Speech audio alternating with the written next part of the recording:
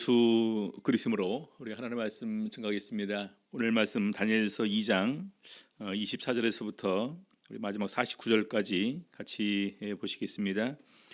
먼저 우리 24절에서부터 26절까지 같이 읽겠습니다. 24절에서부터 26절. 이에 다니엘이 왕이 바벨론 박사들을 멸하라 명한 아리옥에게로 가서 이르매 그에게 이같이 이르되 바벨론 박사들을 멸하지 말고 나를 왕의 앞으로 인도하라. 그리하면 내가 그 해석을 왕께 보여드리리라. 이에 아리옥이 다니엘을 데리고 급히 왕의 앞에 들어가서 고하되 내가 사로잡혀 온 유다 자손 중에서 한 사람을 얻었나이다. 그가 그 해석을 왕께 아시게 하리이다. 왕이 대답하여 벨드사사르라 이름한 다니엘에게 이르되 내가 얻은 꿈과 그 해석을 네가 능히 내게 알게 하겠느냐? 오늘 이 시간에는 느부갓네살 왕의 꿈과 해석이라는 제목으로 오늘 말씀 가지고 같이 은혜 나누는 시간 갖도록 하시겠습니다. 저번 시간에 이어서 우리 다니엘서 2장을 살펴보시고 계신데요.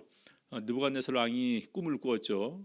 큰 신상이 있고 그 신상에 머리, 가슴, 배, 널쩍다리, 그다음에 종아리, 발과 그다음에 이제 이런 환상을 보게 꿈을 꾸게 되는데 나중에 꿈을 꾸고 나서 그 꿈의 내용도 잊어버리고 또 해석도 알기를 원하고 그래서 이 모든 사람에게 다 명령했지만 아무도 알지 못한다. 이것은 신들만이 아는 부분이다. 그래서 다 죽이라 명령을 하게 되었을 때 우리 다니엘이 자기에게 말미를 주게 되면은 그 해석을 알게 하겠습니다. 그리고 와서 친구들에게 그 일을 고하고 바로 하나님께서 우리를 긍휼히 여겨주시기를 간구하고 드디어 하나님께서 다니엘에게 꿈과 꿈의 해석 내용을 이렇게 알려주셨습니다. 자, 그래서 나아갔죠. 우리 24절부터 쭉 이제 보게 되면 이제 왕에게 인도를 하니까 26절에서 왕이 이제 느부갓네살에게 질문을 합니다. 왕이 대답하여 벨드사살이라 이름한 다니엘에게 이르되 내가 얻은 꿈과 그 해석을 네가 능히 내게 알게 하겠느냐? 내가 얻은 꿈과 그 해석을 네가 능히 내게 알게 하겠느냐? 여러분 이렇게 이제 그 질문을 하게 되면 충분히 알려드릴 수 있습니다. 보통에게 이제 그렇게 얘기를 하지 않을까요? 근데 우리 다니엘은 거기서 바로 그 기회를 타서 하나님을 증거하는 이런 모습을 이렇게 보여주고 있습니다. 그래서 그 다음에 다니엘의 대답을 보니까 이런 것을 알려주는 것은 절대적으로 내가 할 수 있는 것이 아니라 이것은 은밀한 것을 아시는 하나님만이 할 수 있는 부분임을 몇 번이나 이렇게 강조를 합니다. 그리고 다니엘서 2장 27절 보겠습니다. 다니엘이 왕 앞에 대답하여 가로되 왕의 물으신 바 은밀한 것은 박사나 술객이나 박수나 점장이가 능히 왕께 보일 수 없으되 지금까지 어느 누구도 내가 꿈을 꾸었는데 그 꿈 내용을 내게 말해달라 이렇게 해서 그 꿈 내용을 말해줄 수 있는 사람은 아무도 없을 것입니다. 그렇죠? 알려주면 꿈의 해석은 여러 가지 방법으로 해석을 해보려고 노력을 할 수 있겠죠. 그러나 꿈 내용도 알려주지 않고 그 꿈 내용을 내게 알려주고 그 해석까지 알려달라 이런 것은 지금까지 전무후무한 그러한 일이었습니다. 그래서 다니엘도 분명히 얘기를 합니다. 박사나 술객이나 박수나 점장이가 능히 왕께 보일 수 없으되 28절 보겠습니다. 오직 은밀한 것을 나타내실 자는 하늘에 계신 하나님이시라. 은밀한 것을 나타내실 자는 하늘에 계신 하나님이시라. 여러분 참 이것이 굉장히 중요합니다. 오늘 내가 알고 있는 하나님, 내가 믿고 있는 하나님을 우리가 어떻게 이렇게 자신 있게 또 기쁜 마음으로 다른 사람들에게 소개할 것인가. 하나님에 대한 그 확고부동한 절대적인 이런 믿음을 가지고 있는 다니엘은 정말로 이런 기회가 사실 얼마나 좋은 기회인지 모릅니다. 제가 몇 번 이렇게 말씀을 드렸지만 우리 대만에서는 이제 그 의사를 통해서 한의사를 통해서 전도하신 분들이 있는데 그분들이 이제 그 환자를 치료하다가 이제 거의 이제 의사가 손을 쓸 수 없는 지경이 되었을 때 자연스럽게 이것은 내가 절대적으로 내가 의사이지만 이 의사 입장에서 고칠 수 없는 병이다. 근데 나보다 더 나은 의사 소개해 줄 테니까 가보겠냐. 그럼 환자 입장에서는 지푸라기도 잡고 싶은 심정인데 얼마나 간절할까요? 그래서 이제 알려달라고 하면은 바로 이제 예수 그리스도를 소개를 해줍니다. 그리고 교회로 인도하셔요. 그래서 그런 간증이 많이 있는 것을 보게 됩니다. 우리 신앙인들은 절대적으로 그런 마음을 가지고 있어야 됩니다. 내가 어느 순간에 우리 하나님의 능력과 사랑과 은혜를 체험했을 때, 정말로 기회가 되었을 때 바로 그것을 나를 내세우는 것이 아니라 자연스럽게 하나님을 증거하는 이런 모습으로 나올 수가 있어야 되는 것입니다. 그래서 우리 이사야서 보게 되면 나의 증인, 그리고 나의 찬송을 위해서 우리를 부르셨다라고 하나님께서는 선지자를 통해서 말씀을 하고 있습니다. 자, 계속해서 다니엘서 2장 28절 보겠습니다. 그가 느부갓네살 왕에게 후일에 될 일을 알게 하셨나이다. 느부갓네살이 이렇게 이제 앞으로 나 다음에 누가 이렇게 왕이 돼서 이 거대한 왕국을 다스려 나갈까? 사실은 이것은 우리 모든 왕들이 이제 항상 마음속으로 고민하는 문제이죠. 왕이 이렇게 이제 그 한 나라를 세우게 되게 되면은 반드시 그 후임을 통해서 더욱 더 강성한 나라로 이어지기를 이렇게 바라는 마음을 다 가지고 있을 것입니다. 그래서 그런 마음으로 고민하고 있을 때 느부갓네살이 꿈을 꿨는데 바로 그런 부분에 관해서 하나님께서 알게 하셨다. 그래서 후일에 될 일을 알게 하셨나이다. 왕의 꿈 곧 왕이 침상에서 뇌 속으로 받은 이상은 이러하니이다.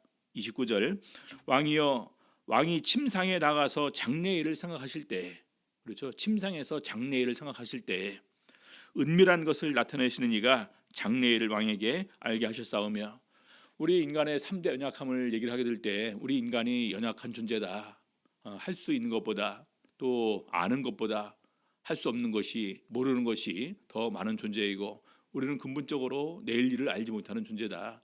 그리고 더 나아가 죽을 수밖에 없는 존재임을 우리는 인정하게 될 때 우리 인간이 낮아지고 하나님 앞에서 겸손할 수 있다. 이렇게 얘기를 합니다. 자, 그래서 이때 바로 느부갓네살도 이런 고민을 하게 될 때 하나님께서 느부갓네살이 절대 이런 것을 알 수가 없겠죠. 장래일을 고민하는 이런 부분에서 고민한다고 해서 이것을 갖다 우리 스스로 깨닫거나 알 수 있는 경우는 없을 것입니다. 근데 하나님께서 특별히 느부갓네살에게 이 장래일을 알게 하셨다라는 것입니다. 자, 그러면서 30절 보겠습니다. 내게 이 은밀한 것을 나타내심은 내 지혜가 다른 인생보다 나은 것이 아니라, 하나님께서 나에게 이런 것을 알려주신 것은 내 지혜가 다른 사람보다 나은 것이 아니다. 이것은 철저하게 하나님께서 나에게 알려주신 것이고 또 그것은 느부갓네살에게 바로 그 일을 알려주기 위한 것임을 밝히고 있습니다. 그러면서 오직 그 해석을 왕에게 알려서 왕의 마음으로 생각하던 것을 왕으로 알게 하려 하심이니이다. 장래일을 생각하실 때 또 왕의 마음으로 생각하던 것을 왕에게 알게 하려 하심이니이다. 그래서 느부갓네살 왕이 어떤 마음으로 이렇게 장래를 알기로 원했고 또 그 부분에 대해서 이렇게 고민했었는지 이런 부분임을 우리가 능히 이렇게 짐작을 할 수가 있습니다. 자, 그래서 중요한 것은 우리 신앙인이 하나님과 나와의 관계에서 하나님의 은혜를 입었을 때, 하나님의 능력과 사랑과 은총을 입었을 때 우리는 어떻게 해야 되는가, 어떻게 나 자신을 표현하지 않고 오히려 그런 그 상황에서 하나님을 잘 소개할 것인가, 항상 마음속으로 그런 마음을 가지고 계셔야 됩니다. 그래서 우리 성경에서는요 증인으로 얘기를 하고 있습니다. 땅끝까지 이르러 내 증인이 되리라. 예수님께서 말씀하신 것처럼 제자의 가장 중요한 사명은 증인입니다. 내가 알고 있는, 내가 체험한, 내가 깨달은 하나님에 대한 이런 증인, 바로 이것이 오늘날 이 하나님을 아는 사람들의 가장 기본적이고도 중요한 일이다, 이렇게 생각이 됩니다. 자, 두 번째는요 꿈의 내용입니다. 우리 31절부터 32절까지 보니까 35절까지 보게 되면은요, 왕이여 왕이 한 큰 신상을 보셨나이다. 그 신상이 왕이 앞에 섰는데 크고 광채가 특심하며, 광채가 특히 심하다, 굉장히 광채가 밝았다는 얘기겠죠. 그 모양이 심히 두려우니 그 우상의 머리는 정금이요 가슴과 팔들은 은이요 배와 널쩍다리는 노시요 그 종아리는 철이요 그 발은 얼마는 철이요 얼마는 진흙이었나이다. 또 왕이 보신즉 사람의 손으로 하지 아니하고 뜨인 돌이 신상의 철과 진흙의 발을 쳐서 부서뜨리매 때에 철과 진흙과 놋과 은과 금이 다 부서져 여름 타작마당에 겨같이 되어 바람에 불려간 곳이 없었고 우상을 친 돌은 태산을 이루어 온 세계에 가득하였었나이다. 자, 여기까지만 보시고 이 내용을 이렇게 기억을 하게 될 때 느부갓네살 왕이 얼마나 이 내용을 알고 싶어했고 또 이 내용을 보면서 얼마나 이 두려워하는 마음을 함께 가지게 되었을까? 네? 얼마나 큰 신상이었을까요? 여기는 기록되지 않았지만 이것은 굉장히 큰 신상이었을 거고, 그리고 어느 순간에 그 신상을 모습을 보니까 모양이 다 틀려요. 모습이. 예, 그래서 금, 은, 놋, 그다음에 철, 그리고 얼마나 철과 진흙이 섞인 모습입니다. 그리고 갑자기 뜨인 돌이 신상의 철과 진흙의 발을 쳐서 부서뜨려지니까 바로 철과 진흙과 놋과 은과 금이 다 부서져서 여름 타작마당에 겨같이 되어 바람에 불려 간 곳이 없었고, 근데 그 위에 보니까 우상을 친 돌은 태산을 이루어 온 세계에 가득하였었나이다. 이것은 꿈의 내용을 얘기를 해줘도 참 이것은 해석하기가 참 어려울 것 같습니다. 그러지 않습니까? 그래서 바로 이어서 하나님께서 다니엘에게 알려주신 그 해석을 이어서 설명을 해주고 있습니다. 36절 보겠습니다. 그 꿈에 이러한즉 내가 이제 그 해석을 왕 앞에 진술을 하리이다. 37절 왕이여 왕은 열왕의 왕이시라. 하늘의 하나님이 나라와 권세와 능력과 영광을 왕에게 주셨고 인생들과 들짐승과 공중의 새들 어느 곳에 있는 것을 물어나고 그것들을 왕의 손에 붙이사 다 다스리게 하셨으니 왕은 곧 금머리니이다. 여기까지는 굉장히 이렇게 그 해석이 정확하고 느부갓네살 왕이 들으면서도 굉장히 그 기뻐할 만한 그러한 소식입니다. 자, 그런데 39절 보니까요, 왕의 후에 왕만 못한 다른 나라가 일어날 것이요. 이때부터는 왕의 기분이 좋을 수가 없을 것입니다. 그렇죠? 우리가 내가 현재 다스리고 있는 바벨론 나라는 이 금에 속한 그 머리에 속한 이 금머리다. 근데 이 나라 후에 다른 나라가 일어날 것이다라는 것입니다. 우리나라가 멸망하고 다른 나라가 일어나기를 원하는 왕이 있을까요? 어느 누구나 왕이 되면은요, 왕의 지위를 더욱더 공고히 하고 그 나라가 더욱더 굳게 서서 그 자녀들에게 대대손손 이어져가는 것을 좋아할 것입니다. 자, 그런데 다니엘은 이런 부분에 대해서 추호도 이렇게 감춤이 없이 바로 왕에게 바로 그 다음 일을 다 얘기를 해줍니다. 자, 왕의 후에 왕만 못한 다른 나라가 일어날 것이요. 이것이 이제 은입니다. 은 가슴과 팔이죠. 셋째로 또 놋 같은 나라가 일어나서 온 세계를 다스릴 것이며, 놋 같은 나라가 일어나서 온 세계를 다스릴 것이며, 40절 넷째 나라는 강하기가 철 같으리니 철은 모든 물건을 부서뜨리고 이기는 것이라. 철이 모든 것을 부수는 것 같이 그 나라가 문 나라를 부서뜨리고 빠할 것이며. 그래서 우리가 이미 이것이 모두 다 이렇게 이미 이루어졌고 이미 과거 역사로 이렇게 다 되어 있기 때문에 우리는 알 수가 있습니다. 그렇죠? 여기는 언급이 없죠. 왕의 후에 왕만 못한 다른 나라, 그 다음에 놋 같은 나라, 그 다음에 강하기가 철 같은 넷째 나라까지 이렇게 언급을 하고 있습니다. 그래서 아시는 바와 같이 바벨론이 메데 페르시아 연합군에 의해서 멸망을 당하고 바벨론 다음에 페르시아가 다스리게 됩니다. 그래서 은나라는 바로 페르시아다 이렇게 아시면 될 것 같고요. 그리고 그 다음에 페르시아 다음에 우리가 알고 있는 헬라 알렉산더 대왕의 수많은 정복 전쟁이 있었고 그 사후에 헬라의 그 알렉산더 왕의 네 장군에 의해서 나라가 이렇게 또 나눠져서 다스리게 됩니다. 그래서 놋 같은 나라는 바로 헬라를 이렇게 가르치는 거고, 넷째 나라는 강하기가 철 같으리니, 우리 로마는 그 굉장히 철로 만든 그런 그 대량의 무기를 이를 가지고 전 세계를 또 이렇게 정복했던 나라로 이렇게 알려지고 있습니다. 그래서 넷째 나라는 바로 로마를 이렇게 얘기를 하면서 모든 물건을 부서뜨리고 이기는 이런 나라로 이렇게 언급이 되고 있습니다. 자, 그리고 나서 이 41절부터가 이제 해석이 조금 이제 어려워집니다. 41절 왕께서 그 발과 발가락이 얼마는 토기장이의 진흙이요 얼마는 철인 것을 보셨은즉 그 나라가 나누일 것이며, 그 나라가 나누일 것이며, 그 나라 넷째 나라 다음에 다른 나라로 얘기를 하지 않고 그냥 그 발과 발가락이 얼마는 토기장이의 진흙이요 얼마는 철인 것을 보셨은즉 그 나라가 나누일 것. 그래서 그 나라가 나누일 것, 이제 하나가 이제 우리가 이제 그 생각할 수 있는 이런 관건입니다. 왕께서 철과 진흙이 섞인 것을 보셨은즉 또 반복되죠. 그 나라가 철의 든든함이 있을 것이나 그 발가락이 얼마는 철이요 얼마는 진흙인즉 그 나라가 얼마는 든든하고 얼마는 부서질 만할 것이며. 지금까지 많은 분들이 이걸 갖다가 이제 로마 이후에 열국으로 구분될 것으로 이렇게 많이 해석을 했습니다. 그것이 첫 번째 견해예요. 두 번째는 로마라는 나라가 이렇게 이제 그 두 나라로 이렇게 이제 나뉘어지게 돼서 한 나라는 강하고 한 나라는 좀 이렇게 약한 나라가 될 거다. 또 세 번째 견해는요, 로마가 이제 그 이후에 나중에 종교와 정치가 분리되게 되지 않습니까? 그렇죠. 그래서 하나는 그런 그 왕권을 얘기하는 것이고 하나는 이런 종교의 권세를 이렇게 얘기하는 것일 것이다. 이것이 세 번째 견해고요.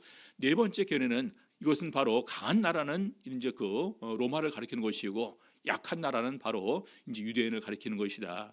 왜냐하면 이 토기장이의 진흙 이 부분을 보게 되는데 우리 성경에서 이사야서를 보게 되면은 우리 하나님께서 토기장으로서 이제 그 진흙을 만드시는 이런 분으로 이렇게 묘사가 됩니다.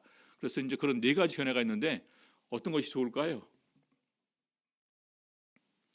자, 우리 이제 다니엘서 2장 41절부터 43절까지 이렇게 보게 되면은요, 철과 진흙이 섞였는데 그것이 이제 그 다음에 세 가지로 이렇게 쭉 얘기를 합니다.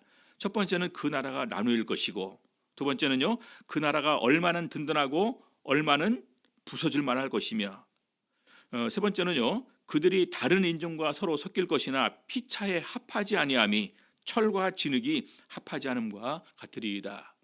그래서 그들이 다른 민족, 인종 이 부분을 보게 되면은 이것은 그 종교적인 것이라기보다는 사람일 가능성이 많겠다. 왜냐하면 이 유대인의 언급이 없이 어느 날 갑자기 뜨인들이 나와서 하나님 나라가 세워진다는 것은 좀 어색합니다. 그래서 대부분의 많은 종교의 그 해석에서는 이것을 갖다가 유대인으로 보는 것이 합당하겠다. 수많은 나라로 흩어지지만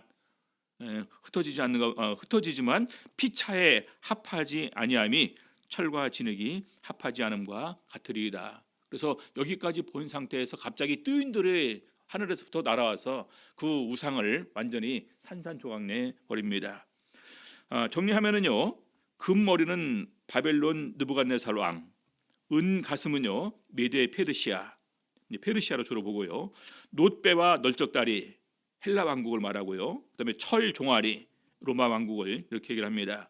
그래서 발은 철과 진흙인데 그 나라가 나뉘었다. 그래서 어떤 사람들은 뭐 동로마, 서로마라고 이렇게 얘기를 하기도 하고, 어떤 경우는 이제 그 정권과 종교의 분리, 세 번째는 로마와 유대인 이런 식으로 이렇게 이제 얘기를 하기도 합니다.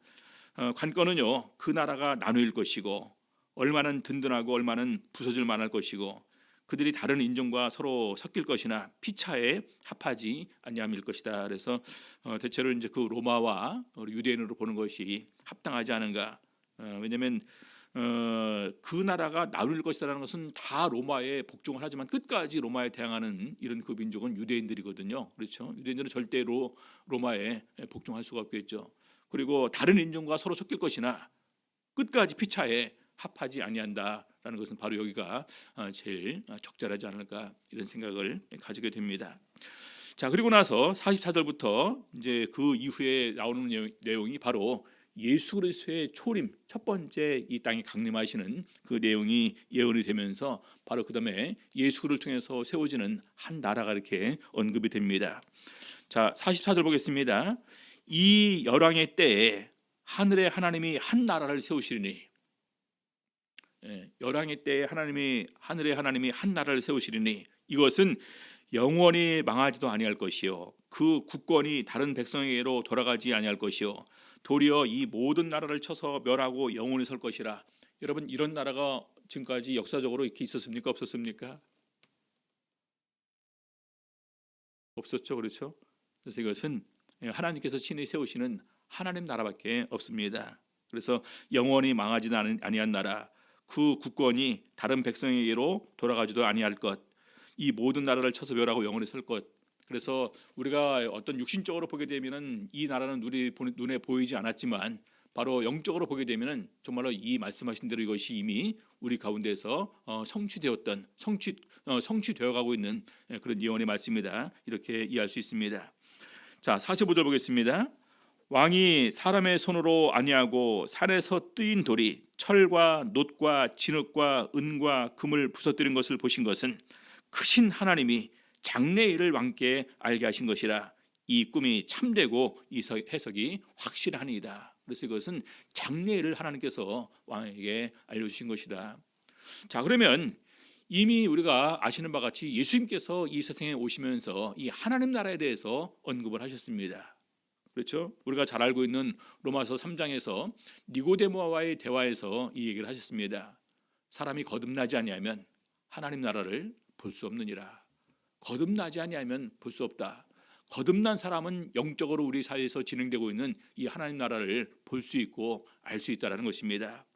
그러면서 사람이 물과 성령으로 나지 아니하면 하나님 나라에 들어갈 수 없느니라. 그렇죠? 하나님께서 세우신 이 나라, 바로 이때 이것이 바로 우리 예수님 시대에 이렇게 이제 세워진 것입니다. 예수님께서 귀신을 쫓아냈습니다. 그러니까 어떤 그런 사람들이 이제 끝까지 반대하면서 귀신의 왕 바알세불을 힘입어서 귀신을 쫓아낸다. 그러니까 예수님께서 귀신과 서로 그 귀신의 왕은 서로 동료인데 동료가 왜 쫓아내겠냐? 그러나 내가 하나님의 성령을 힘입어서 이것을 행한 것이면 하나님의 나라가 이미 너희에게 임한 것이다. 그래서 성령께서 친히 세우시고 성령께서 주관하시는 이 나라가 이미 우리들 가운데서 세워진 것을 이미 예수님께서는 이렇게 증거를 하셨습니다. 사도 바울은 골로새서에서 그가 우리를 흑암의 권세에서 건져내사 그의 사랑의 아들의 나라로 옮기셨으니 이미 이렇게 선언을 하고 있습니다. 그래서 지금까지 수많은 나라에서 우리 기독교를 갖다가 말살하기 위해서, 또 유대인을 말살하기 위해서, 또 우리 종교를 반대를 수많은 사람들이 했지만 그럼에도 불구하고 예수 그리스도를 믿는 이 신앙, 예수를 통해서 거듭난 우리 성도들은 끝까지 이 나라 가운데서 이렇게 하나님의 인도와 보호하심 가운데서 우리가 살고 있는 것입니다. 자, 마지막 46절에서부터 49절까지 이제 느부갓네살왕이 이제 우리 다니엘 앞에서 다니엘과 하나님에 대해서 인정을 합니다. 46절 보겠습니다. 이에 느부갓네살 왕이 엎드려 다니엘에게 절하고, 여러분 느부갓네살 왕이 어떤 사람입니까? 그렇죠? 이 전 세계를 다스리는 이런 그 패권을 가지고 있는 이런 왕입니다. 누가 이때 감히 그 느부갓네살 왕과 비교할 수 있을까요? 근데 느부갓네살 왕이 다니엘에게 엎드려 절했다. 그래서 그 명하여 예물과 향품을 그에게 드리게 하니라. 정말 이런 일을 할 수 있는 사람은 정말로 없어요. 어떻게 그 꿈도 알려주고 그 해석까지 이렇게 보여주는데 이 해석을 들으면서 절대 느부갓네살 왕이 어떤 반박을 할 수 있는 여지가 없겠죠. 이것은 정말로 우리 신들만이 알고 있는 일들을 오늘 우리에게 알려준 것이다라는 분명한 인정을 우리 느부갓네살 왕이 이렇게 하게 된 것입니다. 자, 그러면서 47절에 왕이 대답하여 다니엘에게 이르되 너희 하나님은 참으로 모든 신의 신이시요 모든 왕의 주제시로다. 아니 우리 바벨론에도 신이 있지 않습니까? 그렇죠? 그래서 제일 먼저 벨로 바꿨잖아요. 벨드사살. 그래서 다니엘을 갖다가 벨드사살로 바꾸면서 다니엘의 최고의 신을 이렇게 상징하는 이런 그 신들과 함께 연관시켜서 이 네 친구들의 이름을 다 이렇게 바꿔놨었습니다. 근데 그 왕이 바로 하나님을 인정을 하는 것입니다. 모든 신의 신이시여 참으로 모든 신의 신이시여 모든 왕의 주제시로다. 네가 능히 이 은밀한 것을 나타내었으니 네 하나님은 또 은밀한 것을 나타내시는 자시로다. 그래서 네가 이 은밀한 것을 다 말했는데 정말로 네가 믿는 하나님은 은밀한 것을 나타내시는 분이시다.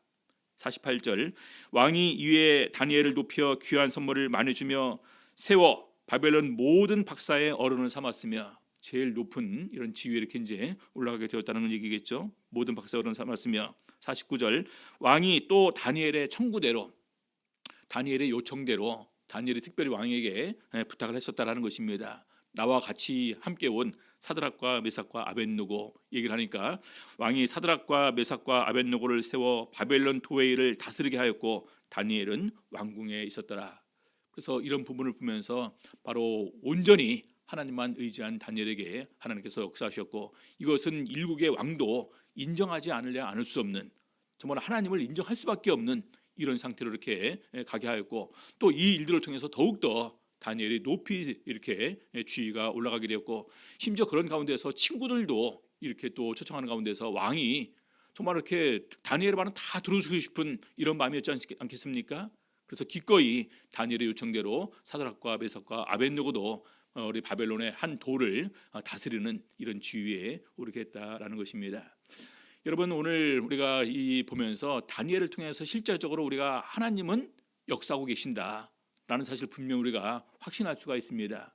그리고 우리가 보통 성경에 우리가 믿을 수 있을 만한 근거를 되게 될 때 몇 가지를 얘기를 하거든요. 첫 번째는 예언과 성취, 두 번째는 약속과 성취, 그리고 네 번째는 역사적인 사실입니다. 그렇죠? 하나님께서 말씀하신 대로 다 실제로 이루어졌습니다. 다 아시는 바와 같이 바벨론 다음에 페르시아, 페르시아 다음에 헬라, 헬라 다음에 로마, 로마 시대에 예수님께서 오셔서 바로 하나님 나라가 세워졌고, 오늘 우리는 그 하나님 나라에 들어가서 옮겨져서 살고 있는 것입니다. 거듭나지 아니하면 하나님 나라를 알 수도 없고 볼 수도 없습니다. 그래서 오늘 우리가 거듭나서 하나님 나라에 들어와 있게 된 것 자체가 얼마나 귀하고 소중한 건지를 다시 한번 깨닫는 가운데서 우리 상황이 어떤 상황이 든다 할지라도 절대적으로 믿음이 흔들리지 않고 오히려 믿음에 굳게 설 수 있는 우리 성도님들 다 되시기 바랍니다. 코로나가 아무리 어쩐다 할지라도 우리는 하나님의 나라에 옮겨져서 하나님의 자녀로서 백성으로서 살고 있는 존재들입니다. 더욱더 우리 하나님의 크신 은혜와 또 능력에 감사드리면서 정말 하나님께 영광 돌릴 수 있는 우리 성도님들 다 되시기를 예수 이름으로 바랍니다. 찬양 360장 찬양하시겠습니다.